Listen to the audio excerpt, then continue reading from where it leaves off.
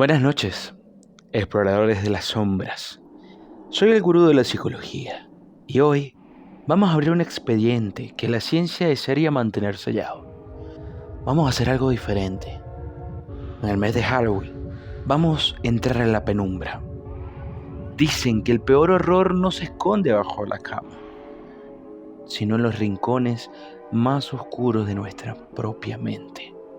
Y que la psicología, sí señor, la psicología creó las llaves para abrir esa caja de Pandora.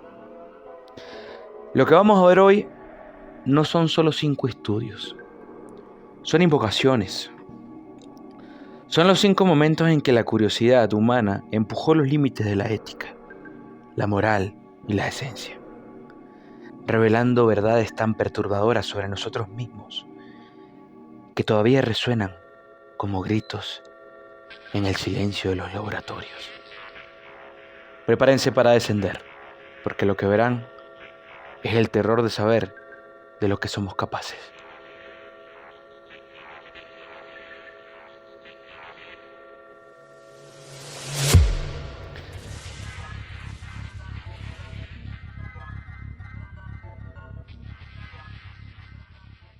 La pesadilla de Milgram no fue una pregunta, fue una justificación. Solo seguía órdenes. Una frase nacida del horror de Nuremberg. Pero Stanley Milgram, en Yale, quiso probar si esa obediencia ciega estaba impresa en nuestro código genético.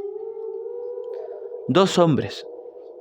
Uno era el experimentador, una sombra fría en una bata blanca, la encarnación de la autoridad, y el otro era el maestro, el participante ingenuo, tú o yo.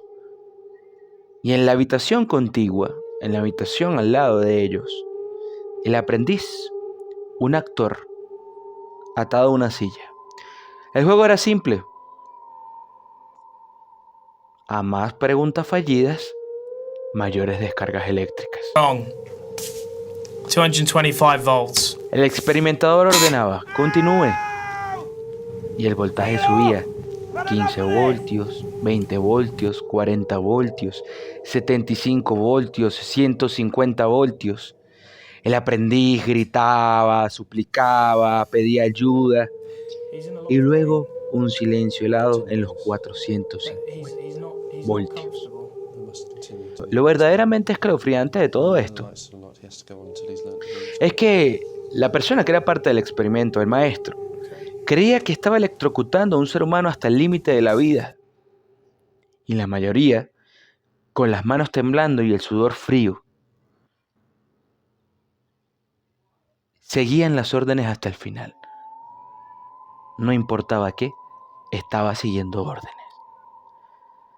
Milgram no solo probó la obediencia, nos mostró el monstruo que habita en la sumisión. Y a los participantes los dejó con el espectro de su propia maldad, una herida psicológica que nunca cicatrizó. Ellos descubrieron en un sótano de Yale que la línea entre la persona decente y el verdugo es solo una orden susurrada al oído.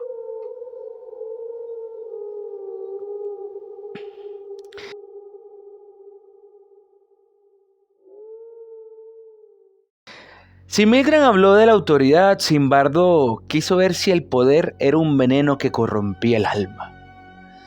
En 1971 transformó el sótano de Stanford en una prisión simulada. Reclutó estudiantes sanos, normales, personas como tú, como yo. Los dividió guardias y prisioneros. Este no fue un experimento, fue una caída al abismo. En solo 6 días del experimento, el papel social devoró a las personas. Los guardias, con gafas de sol, espejadas que ocultaban cualquier signo de humanidad, se convirtieron en ruines, rufianes sádicos, abusadores que maltrataban y que creaban reglas absurdas para humillar, golpear y maltratar a sus propios compañeros, a las propias personas inocentes que ellos sabían que simplemente estaban interpretando un rol. Los prisioneros tuvieron que doblegarse. Algunos sufrieron crisis nerviosas, llantos histéricos. Su psique estaba hecha trizas por el ambiente claustrofóbico y el terror constante. Zimbardo, el líder, se convirtió en el superintendente y no intervino. Él también fue tragado por la fricción del experimento. Lo que este experimentó gritó es que la personalidad no importa. Ponga a un buen hombre en un sistema podrido, dale una porra y poder sobre otros, y él se convertirá en un monstruo. Y viceversa. Fue detenido, pero las grabaciones de la desesperación y el sadismo no se pudieron quemar. Nos recuerdan que el peor carcelero, a veces, es el rol que aceptamos. Si la ciencia tiene un pecado original, estoy seguro que se llama el pequeño Albert. En 1920, el conductista John B. Watson, conocido por muchos como el padre del conductismo, no buscaba la verdad, buscaba el control. Quería probar si se podía programar el miedo en un ser humano. ¿Qué hizo Watson? Tomó a Albert, un bebé de 9 meses, tranquilo. Le puso una rata en medio del experimento y se dio cuenta de que cada vez que Albert tocaba a la rata sonreía, la tocaba sin miedo. Era un estímulo neutro, no había reacción. Pero Watson tenía un plan. Cada vez que Albert tocara a la rata, Watson iba a golpear una barra de metal, creando un sonido que era un trueno brutal. Una y otra vez, rata y ruido, rata y ruido, rata y ruido, rata y ruido, rata y ruido. El sonido provocaba terror. Fue tanto el terror que se asoció a la rata que al final solo ver la rata para Albert fue suficiente. Albert gritaba. Watson había tenido éxito, había condicionado el miedo, pero no terminó allí, porque el horror se generalizó. Albert ahora le tenía miedo a los conejos, a los abrigos de piel, las barbas de Santa Claus, a todo lo que pareciera pelaje de conejo. El problema no es la técnica, es el abandono. No fue lo que buscó, sino lo que hizo. Watson y su asistente nunca descondicionaron el miedo. Albert fue sacado del hospital y desapareció en la historia. Se le dejó con una fobia inducida que muy probablemente lo atormentó toda su vida. Es la cicatriz indeleble de un científico que jugó a ser Dios, dejando un niño marcado con el terror a lo peludo y a lo blanco. Un terror que él mismo había instalado.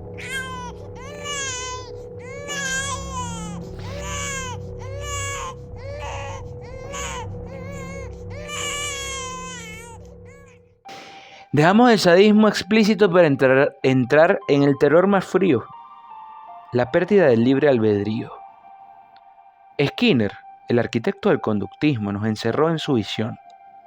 Él no creía en la conciencia, en las emociones, solo en el refuerzo. Y diseñó la famosa jaula por la cual se le conocería mucho más adelante. La famosa caja de Skinner. No era para ratas, era un espejo. Dentro, un animal aprendía. Palanca, comida, palanca, recompensa. Pero también aprendían a evitar el castigo, la descarga eléctrica sutil. Skinner dijo que nuestra vida entera, por completo, es esa caja. Somos marionetas que bailan al son de las consecuencias de nuestro entorno. La polémica de Skinner no fue la rata, fue su filosofía aplicada a la humanidad, el argumento de que la libertad es una ilusión. En su libro Walden 2 diseñó una sociedad utópica, donde todos eran felices, porque el gobierno los había condicionado desde la cuna para hacerlo.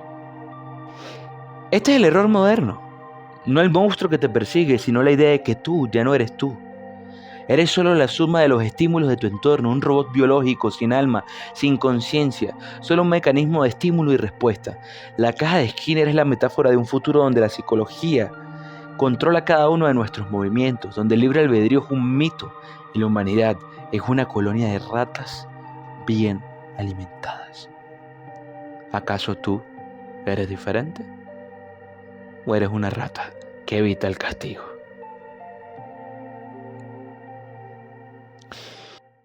Y terminamos con el caso que no fue un experimento, sino un evento de horror puro. Una herida que abrió una ventana al secreto más oscuro de nuestra mente, la personalidad física. Phineas Gage, un capataz amable y responsable, estaba en una obra, una explosión. Una barra de hierro de más de 1 metro le atravesó el cráneo, entrando por la mejilla e impactando el lóbulo frontal antes de salir disparada. Increíblemente, Gage se levantó, habló y sobrevivió. Físicamente, era Phineas Gage, pero por dentro, el hombre había muerto. Antes era metódico, amable, después se convirtió en un ser impulsivo, irresponsable, vulgar. Sus amigos lo miraban con horror y decían, ya no es Gage. Este caso de estudio es la prueba más aterradora de que nuestra alma, nuestra moralidad, nuestro yo, no es una esencia etérea. Es solo parte de carne y hueso en nuestro cerebro. Si dañas un trozo de corteza frontal, la persona desaparece y es reemplazada por un doble horrible. Un impostor que camina con el mismo cuerpo pero sin la brújula moral. Phineas Gage no murió en el accidente, murió su personalidad. Y nos obligó a enfrentar la pregunta más incómoda de todas. Si un pedazo de metal puede robar tu esencia, ¿qué tan frágil es el ser humano? Los experimentos de la psicología no son cuentos de fantasmas, son la anatomía del miedo. Nos demuestran que el verdadero horror habita en nuestra capacidad de obedecer ciegamente, de abusar del poder, de programar la inocencia. Y lo más escalofriante de todo es que nuestra misma identidad está a un accidente de distancia de desaparecer. Piensa en ello la próxima vez que te miras a un espejo. ¿Eres tú? ¿O eres solo el resultado de un condicionamiento que te mantiene bajo control? Hasta la próxima inmersión en la oscuridad y recuerda, no confíes en tu propia mente.